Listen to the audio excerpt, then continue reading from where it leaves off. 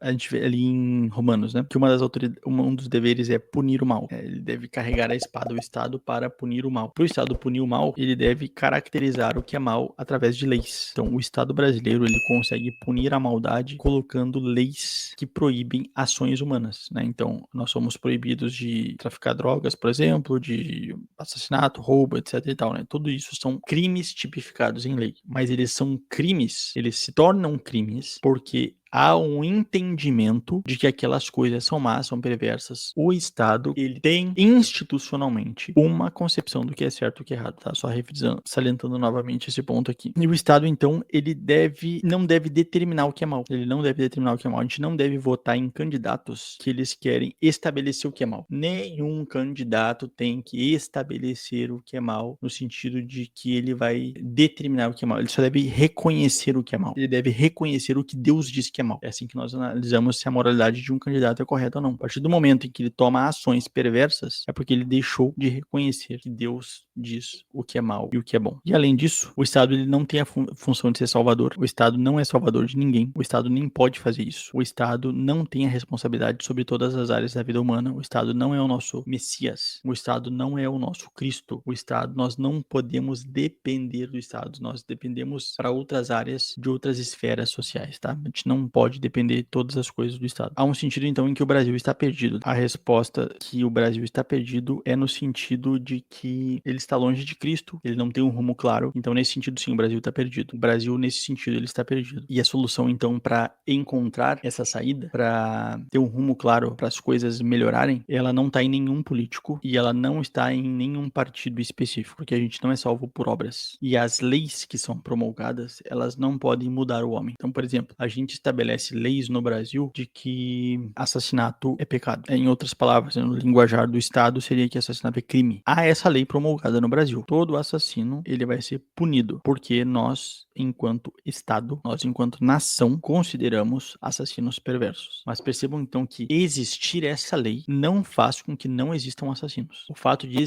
existir uma lei, e essa lei é boa, ela parte de um entendimento correto do mundo, mas o fato de existir essa lei não aniquila os assassinos. Então, o Estado, ele não tem esse poder de extinguir a maldade, porque os nossos problemas sociais, eles não vêm de fora de nós. Todos os problemas que a gente encontra no Brasil hoje, eles vêm de dentro de nós, eles vêm de dentro do ser humano. O problema está dentro de nós. E não é falta de Estado, então. Não é falta de Estado, não é ter mais Estado que vai solucionar o problema. Não é ter uma abordagem diferente. Não é porque falta o político tal. Não, não é isso. O problema do Brasil está dentro dos brasileiros. E às vezes os brasileiros que estão dentro da igreja, né? O problema do Brasil é o pecado que habita em nós. Então, nesse sentido, sim, o Brasil está perdido. Porque ele não está tendo como referencial Jesus. Embora tá cheio de igreja por aí, os frutos, como eu falei, mostram que o referencial não está sendo Jesus e a sua lei. Agora, o Brasil está perdido no sentido de não ter solução e a resposta é não. A resposta é não. Eu faço questão de ler aqui, poderia ter diversos textos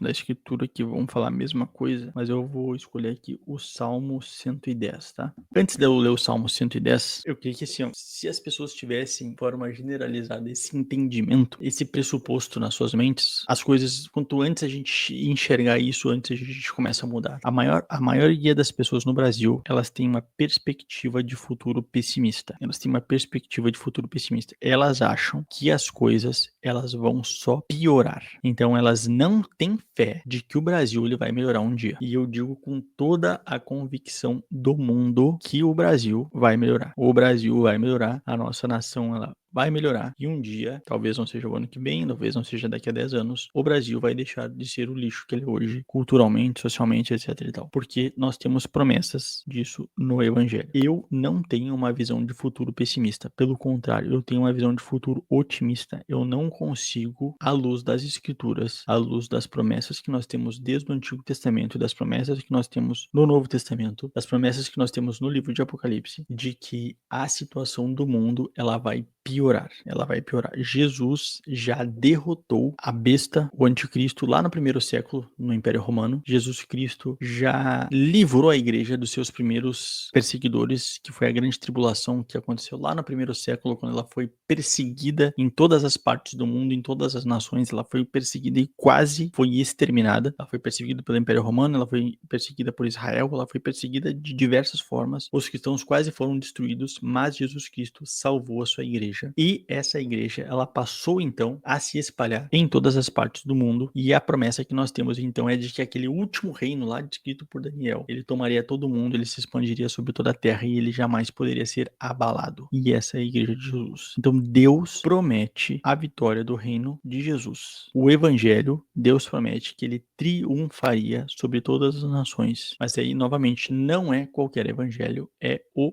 verdadeiro evangelho. Quanto antes a gente tiver consciência disso, consciência de que a nossa luta não é vã, mais animados nós somos para colher os resultados. Porque se a gente já parte para uma luta sabendo que o resultado é que a gente vai fracassar, se a gente tem uma perspectiva pessimista de futuro, então, pô, eu sei que então agora eu vou começar a me empenhar aqui para influenciar a minha cidade, para influenciar minha família, minha igreja, mas eu sei que daqui a uns anos tudo vai ruir, tudo vai desmoronar. Não há uma aderência real um tipo de serviço assim, tá? Onde a gente sabe que o resultado final do trabalho vai ser derrota, entende? Quando não é assim. Não é assim. O resultado do nosso trabalho em prol do reino de Jesus é certo, é garantido, e que esse trabalho para as futuras gerações ele tende só a se expandir, aumentar e a frutificar cada vez mais, tá bom? Basta a gente pensar em como era o mundo há 2000 anos atrás e como é o mundo hoje. Se você não chegar à conclusão de que o mundo que os apóstolos pregaram o evangelho em todas as culturas ele era 1000 vezes pior do que o mundo que a gente vive hoje, você não faz a menor ideia de como foi o progresso da história.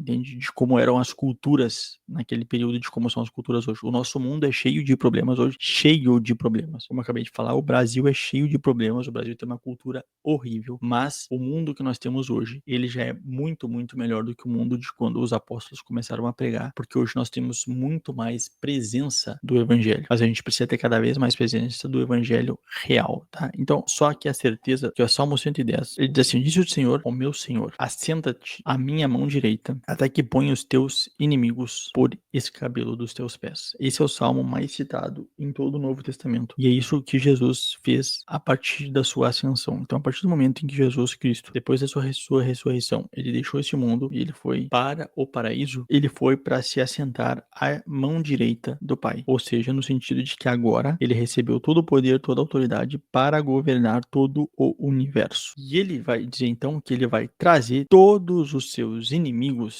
debaixo dos seus pés. E ele diz assim, o Senhor enviará o cetro da tua fortaleza desde Sião, dizendo, domina no meio dos teus inimigos. E aí, o Salmo continua, não vou ler todo o Salmo agora. Todas as promessas que a gente tem do reino de Jesus, do reino do Messias, desde o Antigo Testamento, seria um reino de triunfo, de vitória. E a gente vê que é isso que Jesus Cristo vem fazendo desde a inauguração do seu reino, lá no primeiro século. Ele vem trazendo cada vez mais salvação, cada vez mais esperança e regeneração para os povos, para o mundo. Cada vez mais as nações têm se aproximado de Jesus verdadeiramente. A nossa certeza é de que esse evangelho vai triunfar. E a salvação do Brasil, ela não é o político X ou o político Y, ela não é basta a gente erradicar a fome, basta a gente erradicar não sei o que, tudo isso são problemas reais que precisam ser resolvidos, mas esses problemas todos eles só serão resolvidos através de Jesus. E através de Jesus não só naquele sentido abstrato, sabe, para tu se sentir bem, tocar no teu coração, isso que a gente precisa de mais Jesus, mas não acontece concretamente nada, né? Sim, a salvação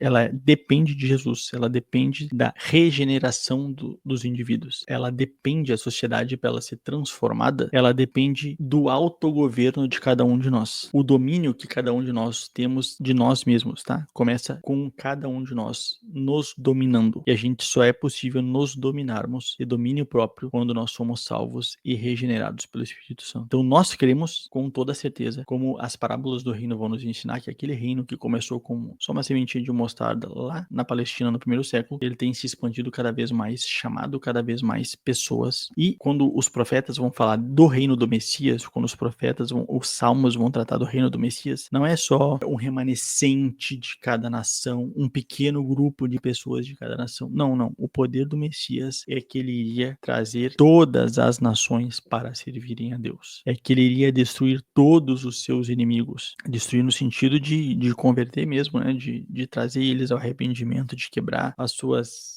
estruturas de pensamento e tal. E isso começa pela conversão, começa pelo domínio próprio que cada um tem de si mesmo, e esse domínio ele vai ser estendido às outras áreas que a gente vive, né? Então, quanto mais autogoverno nós tivermos, mais a injustiça ela perde espaço e mais o Estado, esse todo abrangente totalitário que a gente vive, ele perde espaço de atuação também. Então, a salvação do Brasil, ela passa por nós, indivíduos, ela vai passar pelas nossas famílias, que a maioria das famílias são fracas, elas precisam, você precisa congregar com a tua família em igrejas saudáveis, não em igrejas lixo, em igrejas saudáveis. E aqui sim faço apologética, são igrejas reformadas, tá bom? São igrejas reformadas. Congrega com a tua família, sai dessas igrejas de fundo de quintal aí que o cara resolveu abrir a sua própria igreja e congrega em igrejas sérias. Igrejas sérias porque não é, como eu falei, qualquer evangelho, mas é o verdadeiro evangelho de Jesus. Então, eles precisam congregar em igrejas saudáveis. E aí sim, então, quando a gente tiver uma grande estrutura de igrejas, a gente vai começar a ver o Brasil ser transformado, o Brasil ser atingido pela graça e pelas bênçãos de Jesus, assim como hoje nós somos atingidos pelos seus juízos, né? Como eu falei lá no início da live, não é à toa que a gente tem os políticos que a gente tem. Assim como hoje nós temos contraído os juízos de Jesus, porque nós, enquanto nação, nos afastamos cada vez mais da sua lei. A partir do momento em que nós, como nação, nos voltarmos para Jesus, nós somos recompensados com as suas bênçãos, né? Porque o tempo inteiro ele nos ensina nas Escrituras que ele retribui a cada um de nós, e ele retribui também às nações de acordo com as suas obras. E a gente vai ver como as nações que saíram da Reforma Protestante são nações que depois elas prosperaram muito, muito, muito, muito, muito, muito. Então, nações que prosperaram, a gente pode ver lá os países protestantes, principalmente os países reformados, a gente vê por que aqueles países prosperaram. Porque eles começaram a implementar na sua sociedade a lei de Deus. E